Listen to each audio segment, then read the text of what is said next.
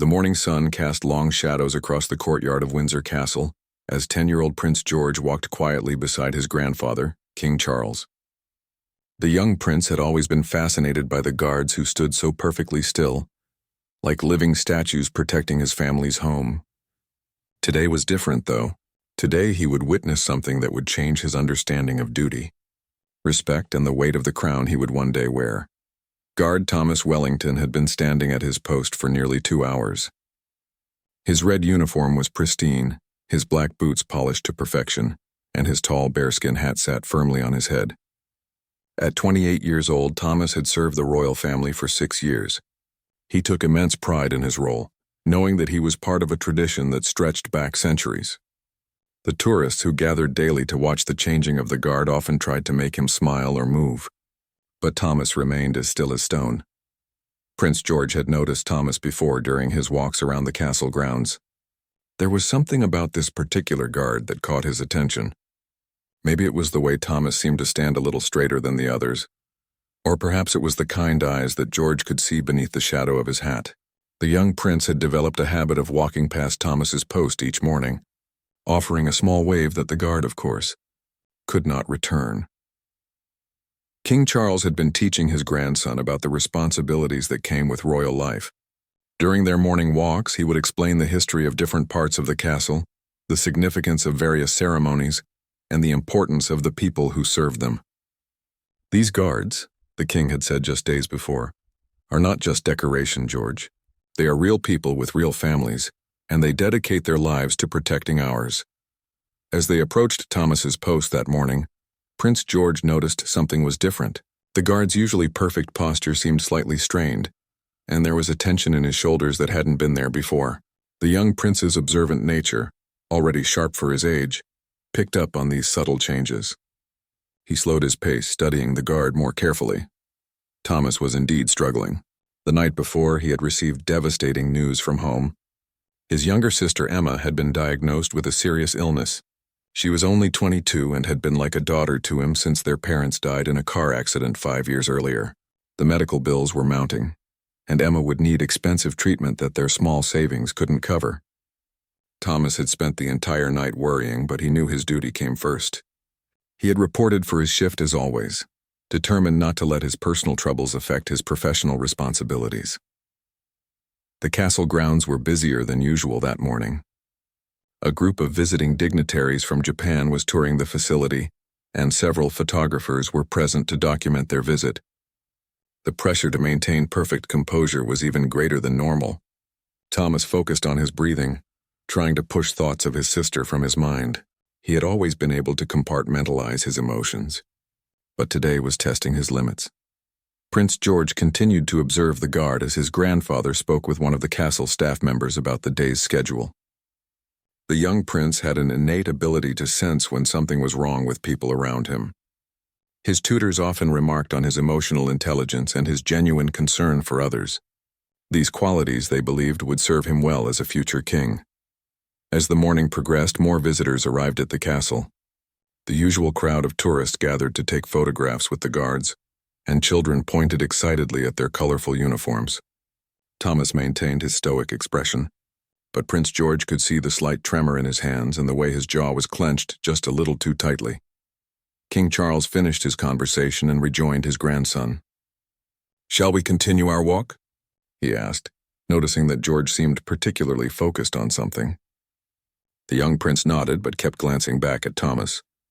There was something about the guard's demeanor that troubled him, though he couldn't quite put his finger on what it was. The protocol for royal guards was strict and unwavering.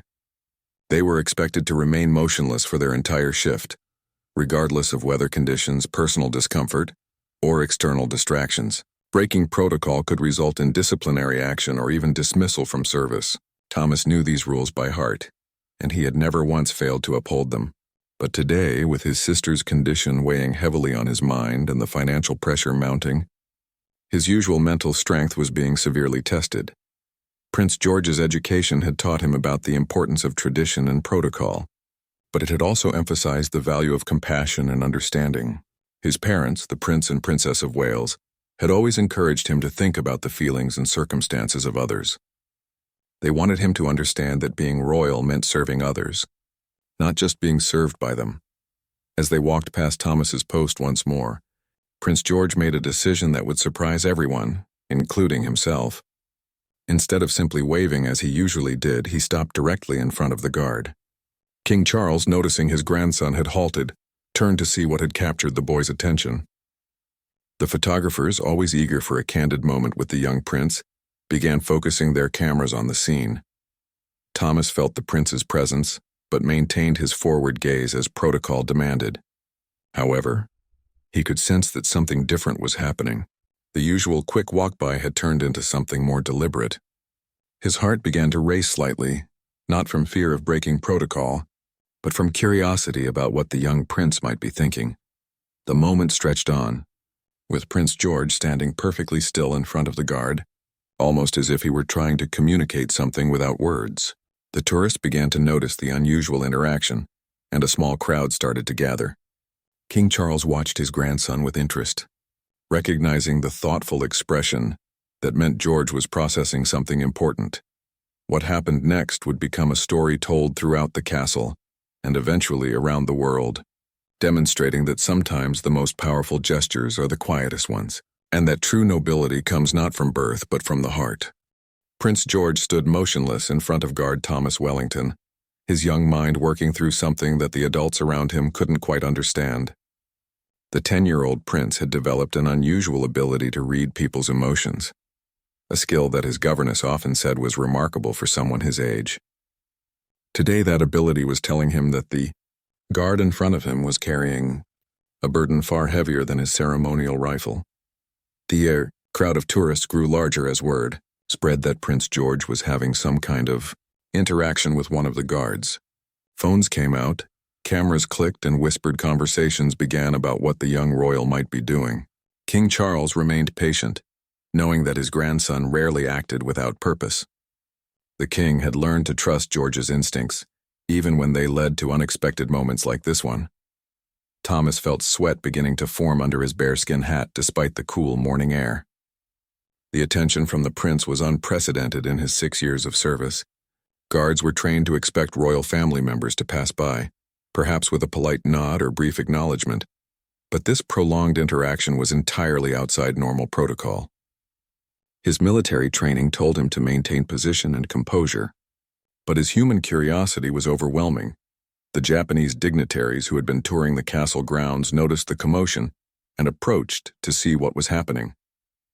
Their interpreter explained that the young prince appeared to be studying one of the guards with unusual intensity. The visitors found this fascinating, as it provided an unexpected glimpse into the personality of Britain's future king. They watched respectfully from a distance, understanding that they were witnessing something spontaneous and genuine. Prince George's tutors had recently been teaching him about emotional intelligence and the importance of understanding others' feelings. They had used historical examples of great leaders who succeeded because they could connect with people from all walks of life. The young prince had taken these lessons to heart, often surprising adults with his perceptive observations about people's moods and motivations. As the minutes passed, Thomas began to feel something unexpected happening within himself. The prince's steady, patient presence was oddly comforting. Without being able to see George's face directly due to protocol restrictions, Thomas could still sense a genuine concern radiating from the young boy. It was as if the prince somehow understood that this was not an ordinary day for the guard. King Charles stepped closer to his grandson, speaking in a low voice that only George could hear. "What is it that you see, my boy?" he asked gently. The king had learned that when George focused on someone with such intensity, there was usually a good reason. He trusted his grandson's judgment and wanted to understand what had captured his attention so completely. Prince George looked up at his grandfather with serious eyes. "He's sad, Grandpa," the young prince whispered. "I can tell. He's trying very hard to hide it, but he's really sad about something." The simplicity and certainty of George's observation struck King Charles. The boy had an uncanny ability to see through facades and connect with the genuine emotions beneath. The king looked more carefully at Guard Wellington, trying to see what his grandson had noticed. Years of experience in reading people told him that George was likely correct. There was indeed something different about this guard's demeanor today. The slight tension in his shoulders, the almost imperceptible tightness around his eyes, and the way he seemed to be concentrating harder than usual on maintaining his composure all suggested that the young prince's assessment was accurate. Thomas's mind raced as he heard the whispered conversation between the king and Prince George. The fact that a 10-year-old had detected his emotional state when he thought he had hidden it so well was both humbling and remarkable. He felt a strange mixture of vulnerability and gratitude. In his years of service, he had often felt invisible to the royal family, which was exactly as it should be according to protocol. But today, he felt truly seen by someone who mattered. The photographers present began to realize they were witnessing something unique. Royal protocol usually kept interactions between family members and guards formal and brief. This extended moment of connection was rare and potentially significant. They continued taking pictures while trying to remain respectful of what appeared to be a genuine human moment unfolding before them. Prince George turned back to face the guard, his young mind working through a problem that seemed important to him. His parents had always taught him that with privilege came responsibility, and that part of being royal meant caring for the people who served them.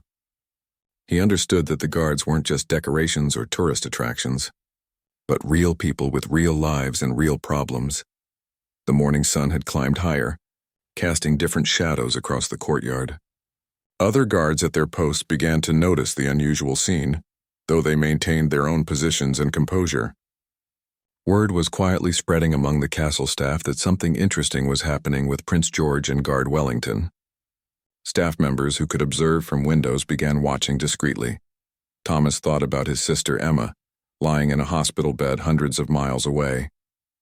The doctors had said the treatment was expensive but promising. He had been trying to figure out how to afford it on a guard's salary, and the stress was eating away at him. He had considered taking a second job, but his duties at the castle required such commitment that it would be nearly impossible. The financial pressure was becoming overwhelming. King Charles made a subtle gesture to his security detail, indicating that they should allow this interaction to continue without interference. He recognized that his grandson was engaged in something meaningful, and experience had taught him that Prince George's instincts about people were usually worth following. The king's own childhood had been much more formal and structured, but he wanted George to develop the human connections that would make him a better king someday. The crowd of onlookers continued to grow, but they maintained a respectful distance. There was something about the scene that felt sacred to many of them. They were witnessing a future king learning to connect with his subjects in a way that felt authentic and caring. Several people in the crowd began to feel emotional themselves, touched by the obvious compassion the young prince was showing. Prince George suddenly straightened up, as if he had made a decision about something important. His expression became more determined, and those who knew him well would recognize this as the look he got when he was about to do something that others might not expect. He glanced once more at his grandfather, then back at the guard, and took a small step closer to Thomas. Prince George took that small but significant step closer to guard Thomas Wellington, and in that moment something extraordinary began to unfold. The young prince reached into his pocket and pulled out a small, carefully folded piece of paper. It was something he had been carrying with him for weeks, waiting for the right moment to use it. The paper contained his personal allowance money that he had been saving for a special toy. But suddenly that seemed far less important than the sadness he could see in the guard's eyes. Thomas noticed the movement in his peripheral vision, but maintained his forward gaze as protocol demanded.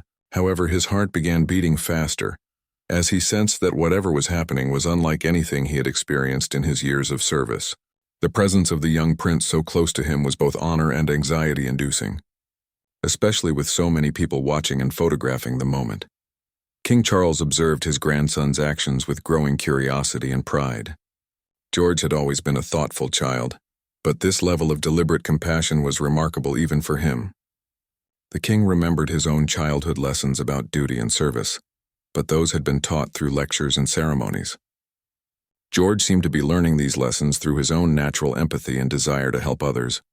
The crowd of tourists and visitors had grown to nearly 50 people, all watching in respectful silence as the scene unfolded. Many of them had their phones out, recording what they instinctively knew was a special moment. The Japanese dignitaries stood particularly still, recognizing the cultural significance of what they were witnessing. Their interpreter quietly explained to them that this type of personal interaction between a royal family member and a guard was highly unusual and likely unprecedented. Prince George looked up at the guard's face, trying to make eye contact despite the protocol that prevented Thomas from looking down at him. The 10-year-old prince had learned about the rules that guards had to follow, but he also understood that sometimes human kindness was more important than strict adherence to regulations. His young heart was telling him that this was one of those times when compassion should override protocol. Thomas felt the intensity of the prince's gaze and struggled with his training. Every instinct told him to maintain his position and composure, but he could sense that something meaningful was being offered to him. The conflict between his duty as a guard and his humanity as a person in pain created a tension that was almost unbearable. He had never faced such a dilemma in his years of service.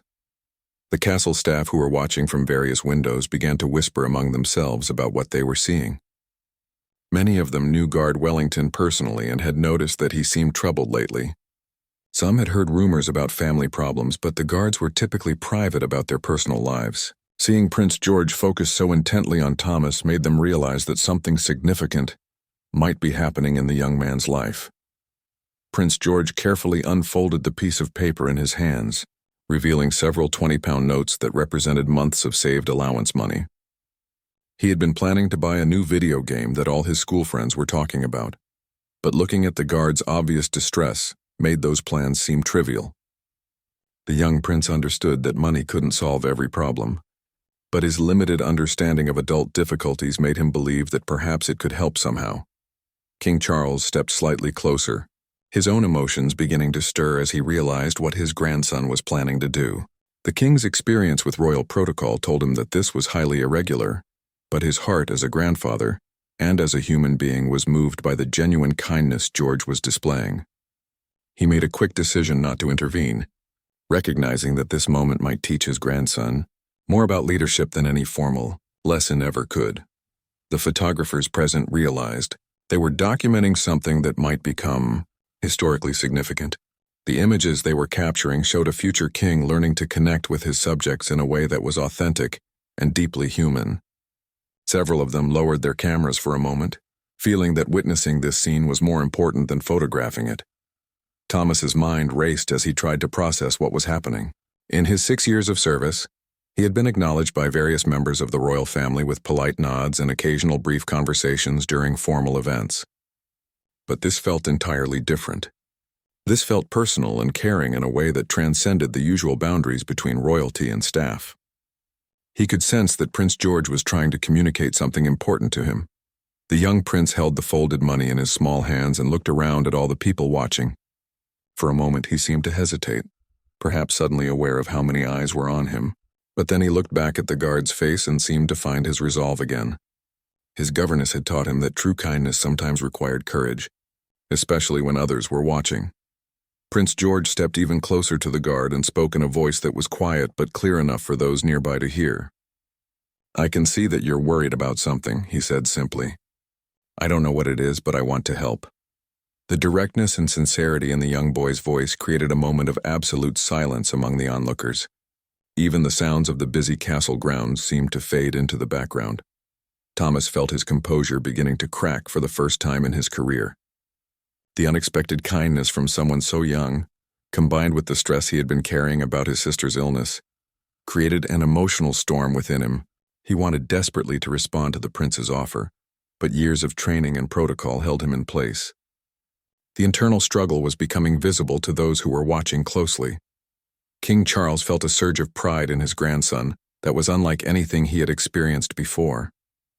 The boy was demonstrating the kind of leadership and compassion that the monarchy needed to remain relevant and meaningful in the modern world. George was showing that being royal was not about being separate from people, but about being connected to them in ways that mattered. The moment stretched on, with Prince George holding his saved money and Guard Wellington fighting an internal battle between duty and human need.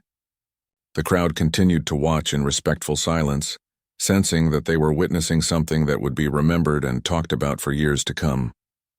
The tension in the air was palpable as everyone waited to see what would happen next. The silence that followed Prince George's offer seemed to stretch on forever, though it was probably only seconds. Guard Thomas Wellington felt his years of military training warring with his human heart as the young prince stood before him with outstretched hands containing carefully folded money.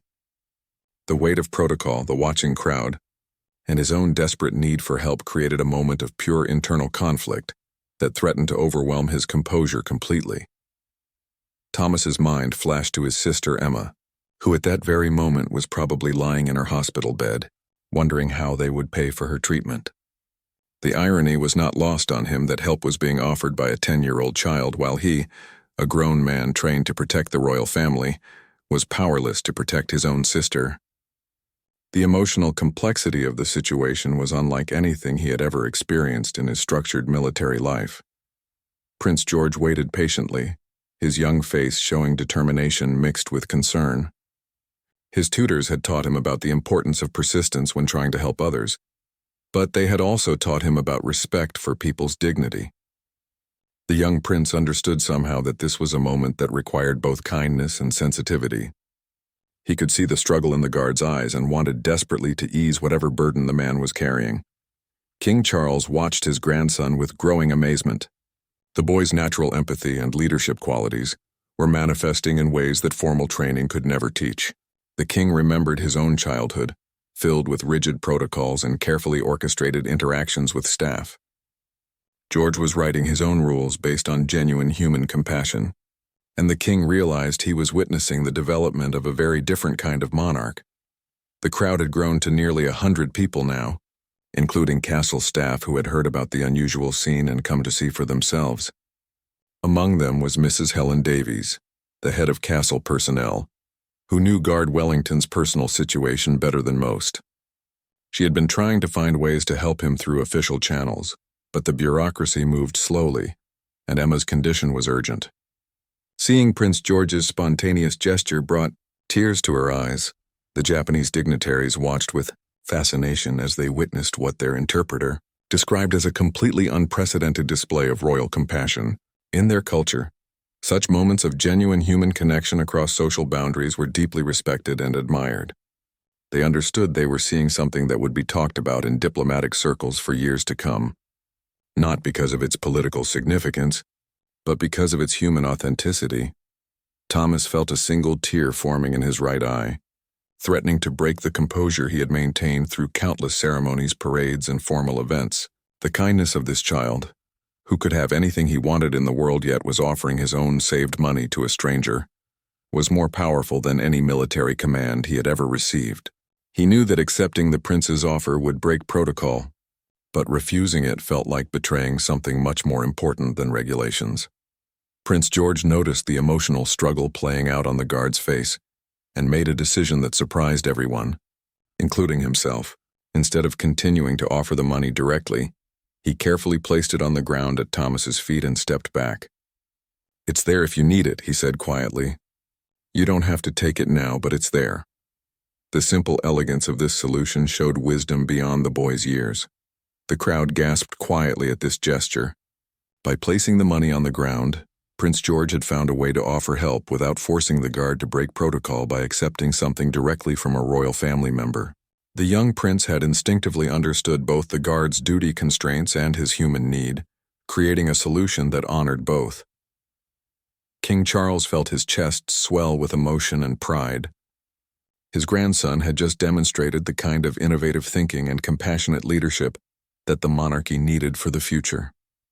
George had found a way to help someone while respecting their position and dignity. It was a lesson in statecraft that many experienced politicians could learn from. Thomas stared down at the money on the ground, his vision blurring slightly as emotions he had been suppressing for weeks finally began to surface. The generosity of this gesture from someone so young was overwhelming. He understood that the prince was not trying to demean him or show off his wealth, but was simply trying to help in the only way he knew how. The purity of the intention behind the gift made it impossible to dismiss. Mrs. Davies stepped forward from the crowd, her position as head of personnel giving her the authority to speak.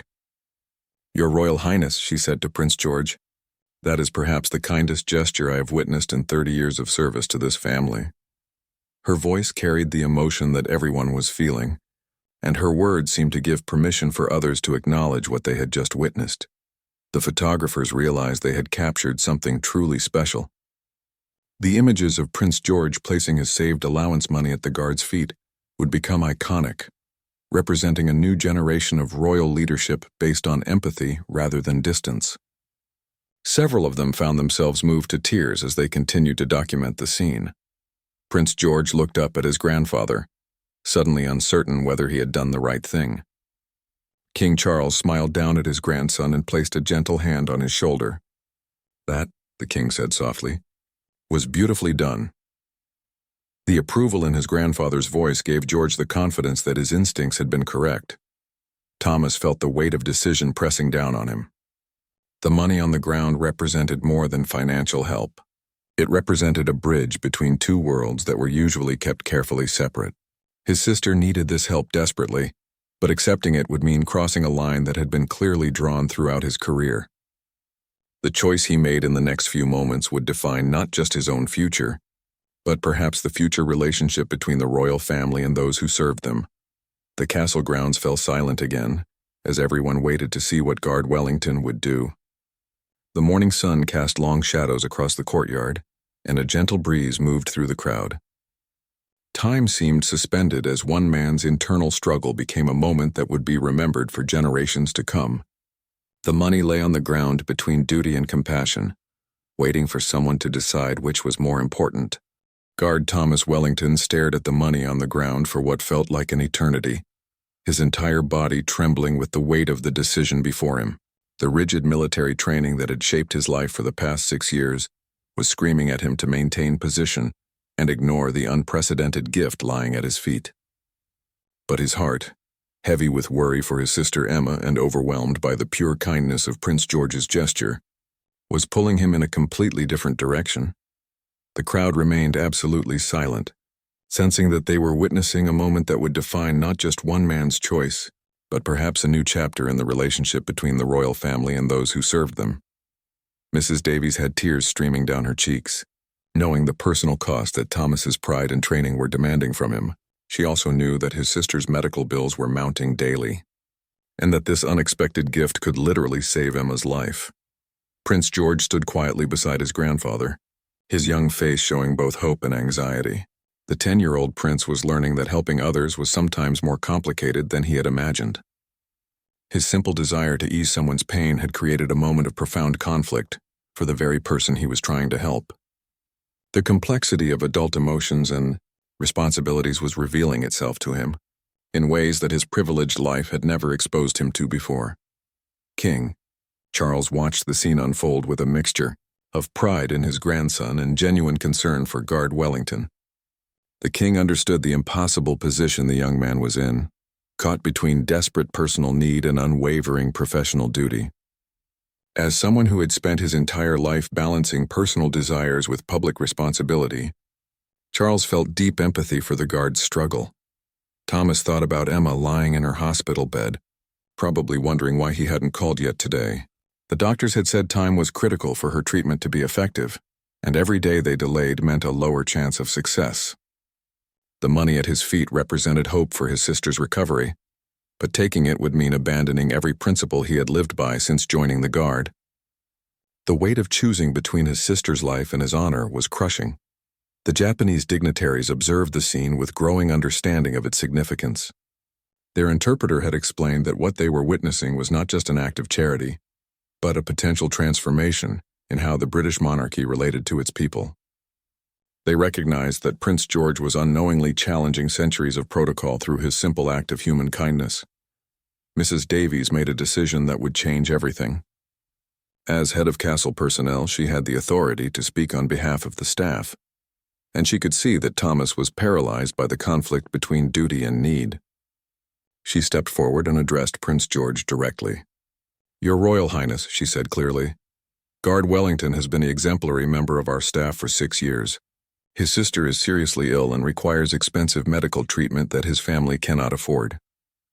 The revelation of Thomas's personal situation sent a wave of understanding through the crowd. Suddenly, Prince George's intuitive gesture made complete sense to everyone present. The young prince had somehow sensed the guard's distress and responded with the only solution his 10-year-old mind could devise. The purity and appropriateness of his response became even more remarkable.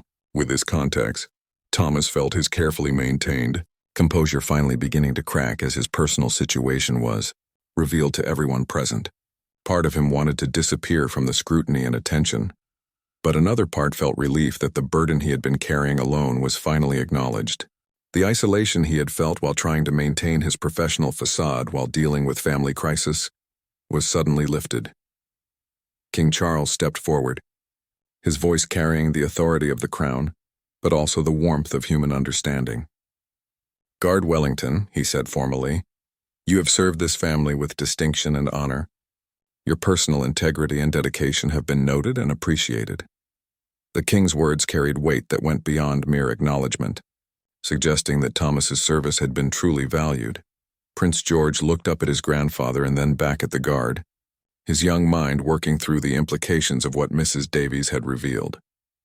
The prince's natural empathy was now supported by understanding, and his resolve to help became even stronger. He stepped closer to the money on the ground and spoke again, his voice clear and determined. "My great-grandmother, the Queen, always told me that helping people is the most important job of being royal," Prince George said, his words carrying surprising wisdom for someone so young. "She said that our position means nothing if we don't use it to make things better for others. I think she would want me to help your sister." Invocation of the late Queen's memory added profound weight to the young prince's gesture. Thomas felt his knees nearly buckle as the full impact of the moment hit him. Here was a child who could have anything in the world, offering his own saved money to help a stranger's sister. The generosity was overwhelming, but beyond that was the recognition that this 10-year-old boy understood something about service and responsibility that many adults never learned. The lesson being taught was flowing in both directions.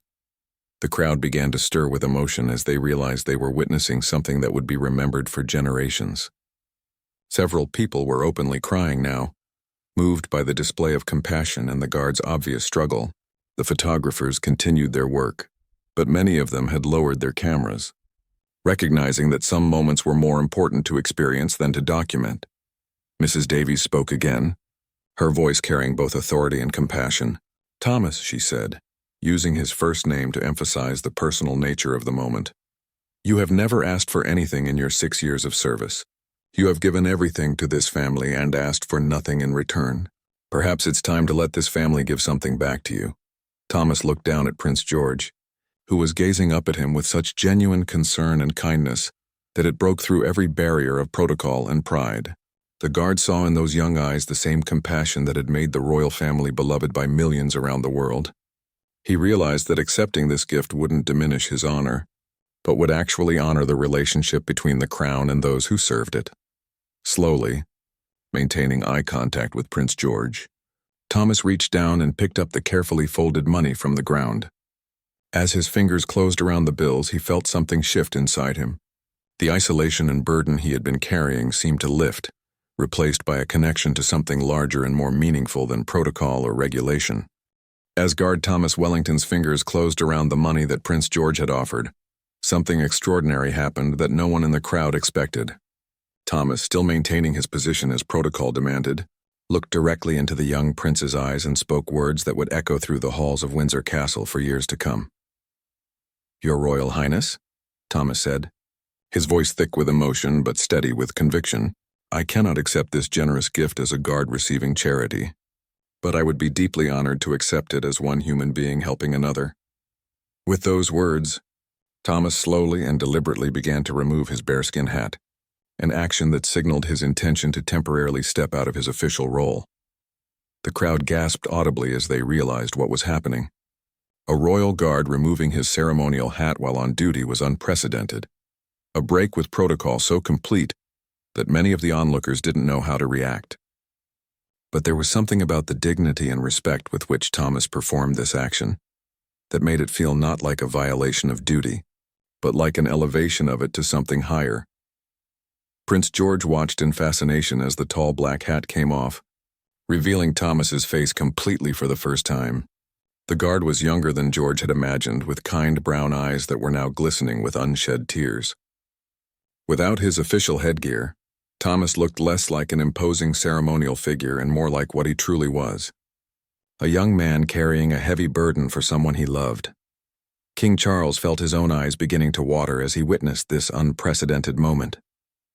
In all his years as a member of the royal family, he had never seen such a pure display of mutual respect and human connection between a royal and a guard. His grandson was not just offering money. He was offering recognition of Thomas's humanity, and Thomas was accepting it in a way that honored both his duty and his dignity. Mrs. Davies stepped forward, understanding that this moment needed official acknowledgment to prevent any disciplinary action against Thomas later. "Let the record show," she announced clearly, that Guard Wellington temporarily stepped out of his official capacity at the request of His Royal Highness Prince George in order to receive assistance for a family medical emergency. This action was taken with full authorization and shall not reflect negatively on his service record. Thomas carefully placed his bearskin hat on the ground beside where the money had been moments before. Then, for the first time in 6 years of service, he allowed himself to break the rigid posture of a ceremonial guard. He straightened naturally, like a person rather than a statue, and extended his hand toward Prince George in a gesture of gratitude and respect between equals. Prince George immediately understood the significance of what Thomas was offering. The guard was choosing to meet him not as a royal receiving homage from a servant, but as one person helping another. The young prince stepped forward and grasped Thomas's hand with both of his own small ones, creating a connection that transcended every rule of protocol that usually governed such interactions. "Thank you," Thomas said simply, but the weight of meaning behind those two words encompassed far more than gratitude for the money. He was thanking the prince for seeing his humanity, for caring about his pain, and for teaching him that sometimes breaking the rules was the most honorable thing a person could do. The handshake between them lasted only a few seconds, but its impact would last a lifetime. The photographers present realized they were documenting a moment that would become historically significant. The image of a uniformed guard with his hat on the ground, shaking hands with a 10-year-old prince, would become an icon of a new kind of royal leadership. But more than that, it would represent the power of human compassion to transcend artificial barriers and create genuine connections. King Charles approached the two of them, his own emotions clearly visible on his face. "Thomas," he said, using the guard's first name deliberately, "you have served this family with honor for 6 years. Today you have taught my grandson something about dignity and grace that no formal lesson could ever convey. I believe we are all better people for having witnessed this moment." The crowd began to applaud spontaneously, but it wasn't the polite, measured applause typically heard at royal events. This was genuine, heartfelt appreciation for something beautiful they had just witnessed. The Japanese dignitaries joined in, understanding without translation that they had seen something remarkable. Several people in the crowd were openly weeping, moved by the display of pure human kindness. Thomas looked around at all the faces watching him, no longer feeling the isolation and burden that had weighed on him for weeks. The money in his pocket would help pay for Emma's treatment, but the recognition and support from these people had given him something even more valuable: the knowledge that he didn't have to face his problems alone. Prince George picked up Thomas's bearskin hat from the ground and held it carefully in his hands. The ceremonial headgear was heavier than he had expected, and he gained new appreciation for what the guards endured during their long shifts. "This must be very difficult to wear for so long," he said, offering the hat back to Thomas with obvious respect for the man's dedication. Thomas accepted his hat back with a smile, the first genuine smile he had worn in weeks. "It is, Your Royal Highness, but wearing it is an honor. Protecting your family and serving the crown has been the privilege of my life." He paused, looking down at the young prince with gratitude. "But today you protected me, and I will never forget that." As Thomas prepared to resume his official duties, he realized that everything had changed. The money in his pocket would help save his sister's life, but the connection he had made with Prince George had saved something in himself. He had learned that duty and humanity were not opposing forces, but could work together to create something more meaningful than either could achieve alone. The crowd began to disperse slowly, many people reluctant to leave after witnessing such a profound moment. The Japanese dignitaries approached King Charles to express their admiration for what they had seen. calling it one of the most moving displays of leadership they had ever witnessed. The photographers packed up their equipment, knowing they had captured images that would be remembered for generations. Prince George looked up at his grandfather as they prepared to continue their walk. "Grandpa," he said thoughtfully, "I think I understand now what you mean about the weight of the crown. It's not just about wearing it yourself, it's about helping others carry their burdens too." The wisdom in these words from a 10-year-old boy left King Charles speechless with pride and amazement. 3 months after that transformative morning at Windsor Castle, the ripple effects of Prince George's simple act of kindness continued to spread far beyond what anyone could have imagined. Guard Thomas Wellington had resumed his duties with renewed purpose. But the story of that day had traveled around the world, inspiring countless acts of compassion and changing how people thought about leadership, service, and human connection. Thomas's sister Emma had received the treatment she desperately needed, funded not just by Prince George's saved allowance money, but by an outpouring of donations from people around the globe who had been moved by the story. The image of the young prince offering help to someone in need had touched hearts across continents, prompting thousands of people to contribute to Emma's medical fund and to help other families facing similar challenges. Prince George had returned to his normal routine of lessons and royal duties, but something fundamental had shifted in how he approached his role. His tutors noticed that he asked more questions about the people who worked at the castle, showed greater interest in understanding their lives and challenges, and seemed to carry himself with a new sense of purpose that went beyond ceremony and tradition. King Charles had commissioned a painting to commemorate that morning, not for public display, but as a personal reminder of the lesson his grandson had taught the entire royal family. The painting showed Prince George and Thomas shaking hands, with the guard's ceremonial hat on the ground beside them. It hung in the king's private study, where he looked at it daily and remembered that true leadership came from the heart, not from protocol. The Japanese dignitaries had returned to their country with a story that they told at diplomatic gatherings throughout Asia. Their account of witnessing genuine compassion from Britain's future king had enhanced international respect for the British monarchy in ways that years of formal state visits could never have achieved. The story became a symbol of how traditional institutions could evolve while maintaining their dignity and purpose. Mrs. Davies had implemented new policies at Windsor Castle that made it easier for staff members to seek help during personal crises. The recognition that everyone, regardless of their position, faced human challenges had led to the creation of support systems that had previously been considered unnecessary. Thomas's experience had opened doors for others who were struggling in silence. The photographers who had captured that remarkable morning found that their images had become some of the most meaningful work of their careers. The pictures were displayed in galleries around the world, not as examples of royal pageantry, but as documentation of human kindness transcending social barriers. Several of them had donated their profits from the images to children's charities, inspired by Prince George's example.